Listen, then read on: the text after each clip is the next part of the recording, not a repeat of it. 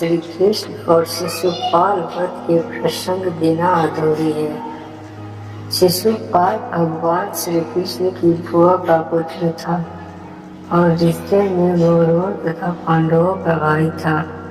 यह बात जानने योग्य है कि कितना करीबी होने के बाद भी भगवान श्री कृष्ण को आखिर शिशुपाल का वध करने की क्या आवश्यकता पड़ गई। इसका उत्तर जानने के लिए सबसे पहले शिशुपाल के जन्म की कहानी को जानना पड़ेगा। शिशुपाल वासुदेव की बहन और चेदी के राजा दमघोष का पुत्र था। इस तरह से वह श्री कृष्ण का भाई था। शिशुपाल का जन्म जब हुआ तो वह विचित्र था। जन्म के समय शिशुपाल की 3 आँख और 4 हाथ थे। शिशुपाल के इस रूप को देखकर माता पिता चिंता में पड़ गए और शिशुपाल को त्यागने का फैसला किया। लेकिन तभी आकाशवाणी हुई कि बच्चे का त्याग न करे। जब सही समय आएगा तो इस बच्चे की अतिरिक्त आँख और हाथ गायब हो जाएंगे।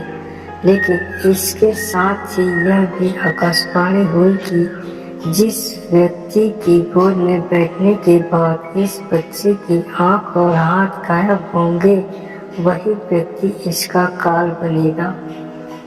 एक दिन भगवान श्री कृष्ण अपनी बुआ के घर आए। वहाँ शिशुपाल भी खेल रहा था। श्री कृष्ण के मन शिशुपाल को देखकर स्नेह जागा तो उन्होंने उसे गोद में उठा लिया। गोद में उठाते ही शिशुपाल की अतिरिक्त आँख और हाथ गायब हो गए। यह देख शिशुपाल के माता पिता को आकाशवाणी याद आ गई और वे बहुत भयभीत हो गए।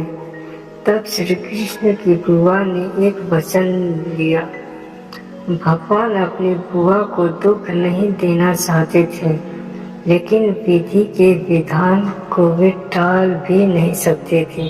इसलिए उन्होंने अपनी बुआ से कहा कि वे शिशुपाल की 100 गलतियों को माफ कर देंगे, लेकिन 101वीं गलती पर उसे दंड देना ही पड़ेगा। शिशुपाल रुक्मिणी से विवाह करना चाहता था, लेकिन रुक्मिणी भगवान श्री कृष्ण से प्रेम करती थी और उसने ही विवाह करना चाहती थी। लेकिन रुक्मिणी के भाई राजकुमार रुक्मी को रिश्ता मंजूर नहीं था। तब भगवान श्री कृष्ण रुक्मिणी को महल से लेकर आ गए थे। इसी बात से शिशुपाल भगवान श्री कृष्ण को शत्रु मानने लगा था। इसी शत्रुता के कारण जब युधिष्ठिर को युवराज घोषित किया और राजसूय यज्ञ का आयोजन किया गया तो सभी रिश्तेदारों और प्रतापी राजाओं को भी बुलाया गया। इस मौके पर वासुदेव, श्री कृष्ण और शिशुपाल को भी आमंत्रित किया गया था। यहीं पर शिशुपाल का सामना भगवान श्री कृष्ण से हो जाता है। भगवान श्री कृष्ण का युधिष्ठिर आदर सत्कार करते हैं।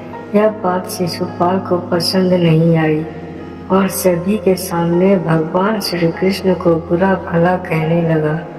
भगवान श्री कृष्ण शांत मन से आयोजन को देखने लगे, लेकिन शिशुपाल लगातार अपमान करने लगा, बोलने लगा। श्री कृष्ण वचन से बंधे, इसलिए वे शिशुपाल की गलतियों को सहन करते रहे। लेकिन जैसे ही शिशुपाल ने 100 अपशब्द पूर्ण किए और 101वां अपशब्द कहा, श्री कृष्ण ने सुदर्शन चक्र को आदेश दिया। एक पल में ही शिशुपाल की गर्दन धड़ से अलग कर दी। इस प्रकार से श्री कृष्ण ने शिशुपाल का वध कर दिया।